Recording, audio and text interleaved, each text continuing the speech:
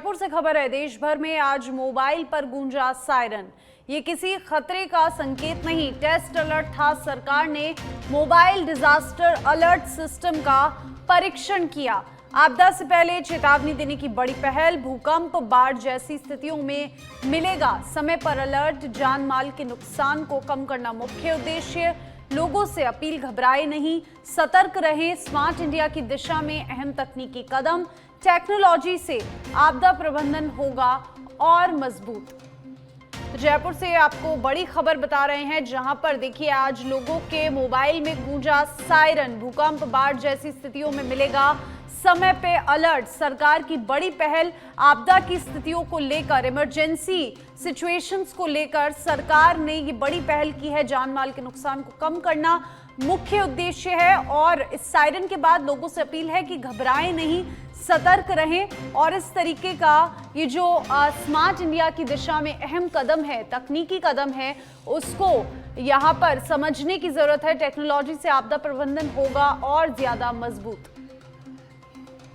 तो ये बड़ी जानकारी आपको दे रहे हैं जयपुर से खबर, जहां पर देखिए आज सभी लोगों के एंड्रॉइड फोन्स में और तमाम डिवाइसेस में ये जो है सायरन गूंजा। देश भर में आज मोबाइल पर सायरन की आवाज सुनाई दी और किस तरीके से सरकार आपदा प्रबंधन को लेकर सतर्क है। ये किसी खतरे का संकेत नहीं, टेस्ट अलर्ट था और इसी टेस्ट अलर्ट के चलते सभी के मोबाइल में ये सायरन गूंजा। सरकार ने मोबाइल डिजास्टर अलर्ट सिस्टम का परीक्षण किया और इस परीक्षण के तहत अचानक से सभी के मोबाइल फोन्स में सायरन बजने लगा। आपदा से पहले चेतावनी देने की ये अपील सरकार की ओर से की गई।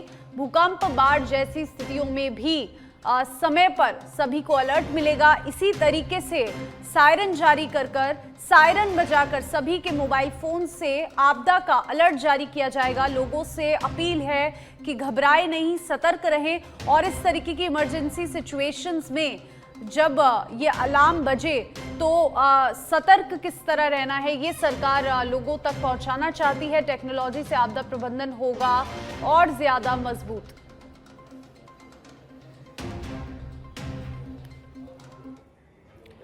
और जयपुर से खबर है, शिक्षा एवं पंचायती राज मंत्री मदन दिलावर पहुंचे इंदौर। दोपहर 12:30 बजे करेंगे अहम मुलाकात। तुलसीराम से करेंगे चर्चा। सिंचाई परियोजना को लेकर बड़ा प्लान। भानपुरा से रामगंज मंडी को जोड़ने पर होगा विचार। राजस्थान, मध्य प्रदेश के बीच जल सहयोग पर फोकस किया जाएगा और इसी के तहत यहां पर इंदौर में मंत्री मदन दिलावर पहुंचे और अब आगे मुलाकातों का कार्यक्रम लगातार जारी रहेगा।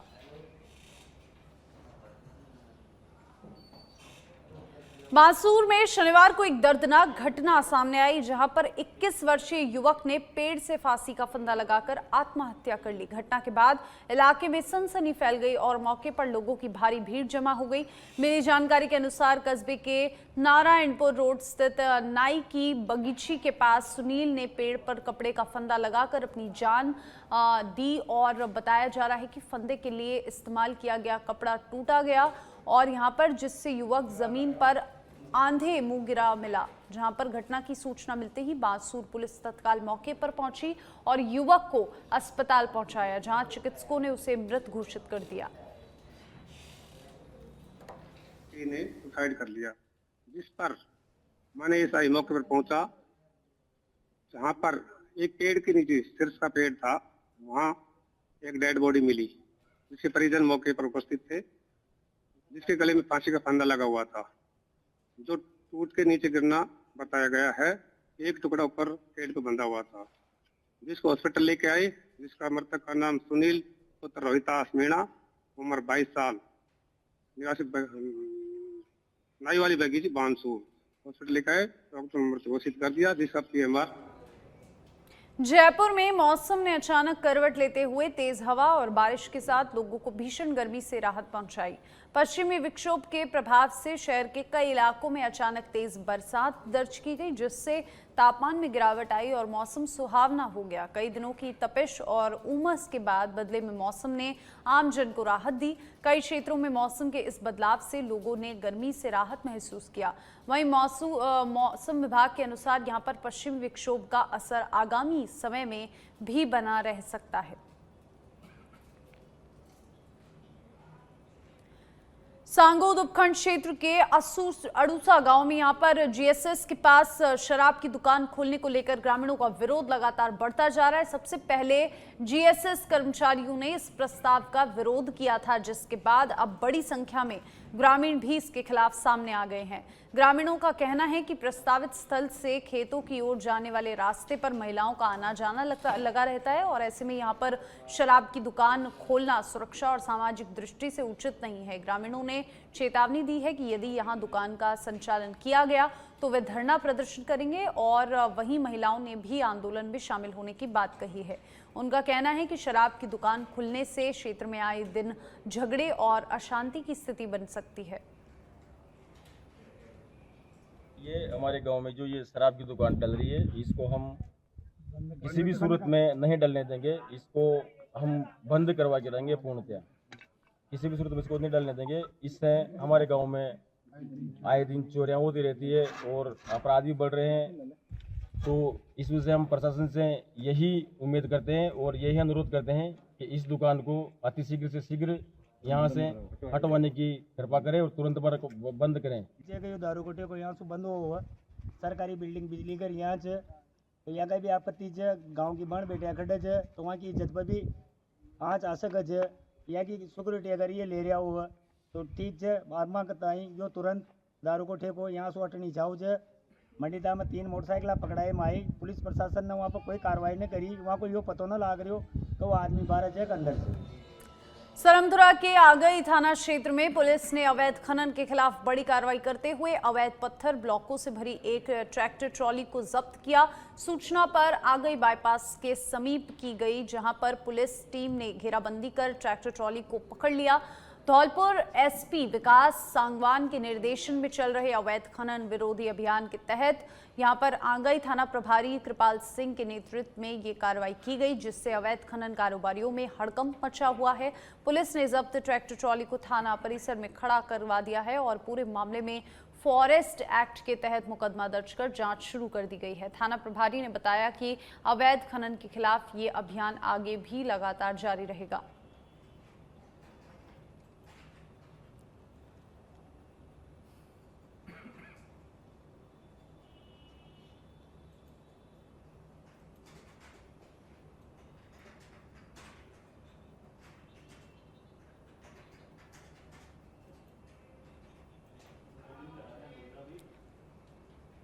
झुंझुनू जिले के पिलानी थाना क्षेत्र स्थित भूमपुरा पेट्रोल पंप पर देर रात सेल्समैन के साथ मारपीट और छीना झपटी की वारदात से इलाके में दहशत का माहौल है। जानकारी के अनुसार पिकअप में सवार कुछ युवक पेट्रोल पंप पहुंचे और वहां मौजूद सेल्समैन विजयपाल रणवा के साथ मारपीट और नकदी छीनने का प्रयास किया। पूरी घटना पंप पर लगे सीसीटीवी यहां पर कैमरे में कैद हुई, जिसके आधार पर पुलिस आरोपियों की पहचान में जुटी है। हमले में घायल सेल्समैन भयभीत बताया जा रहा है। पंप संचालक की रिपोर्ट पर पिलानी थाने में मामला दर्ज कर लिया गया है और पुलिस का दावा है कि फरार आरोपियों को जल्द से जल्द गिरफ्तार किया जाएगा।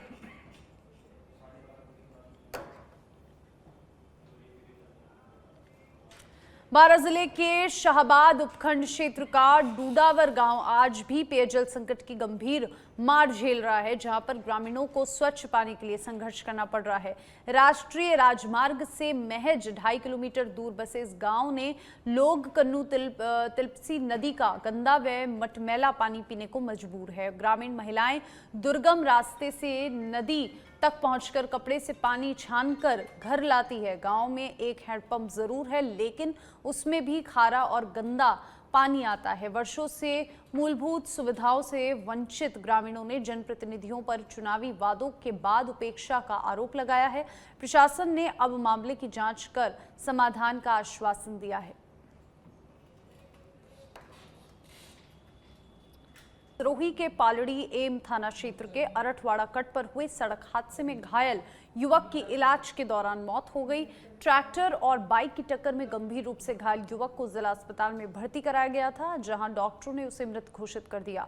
अस्पताल प्रशासन ने इस घटना की जानकारी परिजनों को फोन के माध्यम से दी, जिसके बाद परिजन शिवगंज पहुंचे और शव को जिला अस्पताल की मोर्चरी में रखवाया गया। बताया जा रहा है कि मृतक युवक यहां पर पिंडवाड़ा स्थित एक कंपनी में मजदूरी का कार्य करता था और इस दर्दनाक हादसे के बाद एक बार फिर अरठवाड़ा कट की खतरनाक स्थिति उजागर हो गई है, जहां लगातार हो रहे सड़क हादसों ने प्रशासन की कार्यशैली पर सवाल खड़े कर दिए हैं।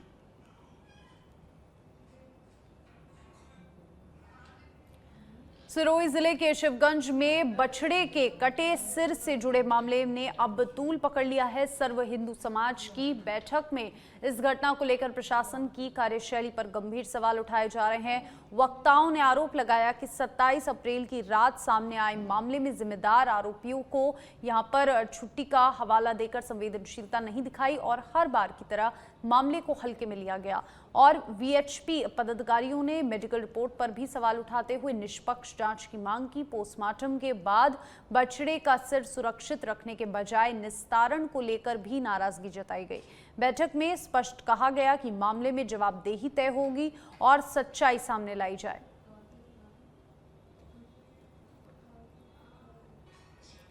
बयाना क्षेत्र में इन दिनों ओवरलोड ट्रैक्टर ट्रॉलियों का जमकर कहर देखने को मिल रहा है, जहां सड़कों पर क्षमता से अधिक भूसा भरकर बेखौफ दौड़ते वाहन आमजन के लिए बड़ी परेशानी का कारण बन गए हैं। बयाना मार्ग सहित कई मुख्य सड़कों पर इन ओवरलोड ट्रॉलियों के कारण लगातार जाम की स्थिति बनी रहती है, जिससे राहगीरों और अन्य वाहन चालकों को भारी दिक्कतों का सामना करना पड़ रहा है और किसी भी समय बड़े हादसे की आशंका बनी हुई है। स्थानीय लोगों का आरोप है कि पुलिस और प्रशासन इस गंभीर समस्या की ओर कोई ठोस कार्रवाई नहीं कर रहा है, जिसके बाद ट्रैक्टर ट्रॉली चालक खुलेआम नियमों की धज्जियां उड़ा रहे हैं।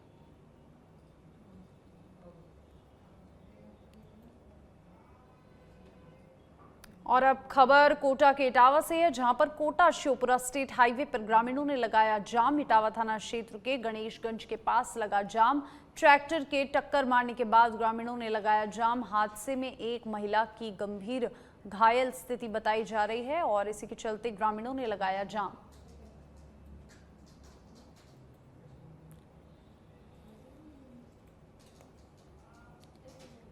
आज क्षेत्र के 33 की विद्युत लाइन के तार बबूल की झाड़ियों से टकरा गए और अचानक उनमें से आग लग गई। देखते ही देखते ये आग आसपास की सूखी झाड़ियों को अपनी चपेट में ले गई, जिससे इलाके में धुआं फैल गया और ग्रामीणों में दहशत का माहौल बन गया। हालांकि समय रहते ग्रामीणों ने सतर्कता दिखाते हुए मौके पर पहुंचकर कड़ी मशक्कत के बाद आग पर काबू पा लिया, जिसके पास से खेतों और संपत्ति को बड़ा नुकसान होने से बचा लिया। ग्रामीण लक्ष्मण बेनीवाल ने बताया कि क्षेत्र में कई जगह विद्युत तार झाड़ियों से सटे हुए हैं, जिसकी शिकायत पहले भी की जा चुकी है, लेकिन अब तक कोई ठोस कार्रवाई नहीं हुई।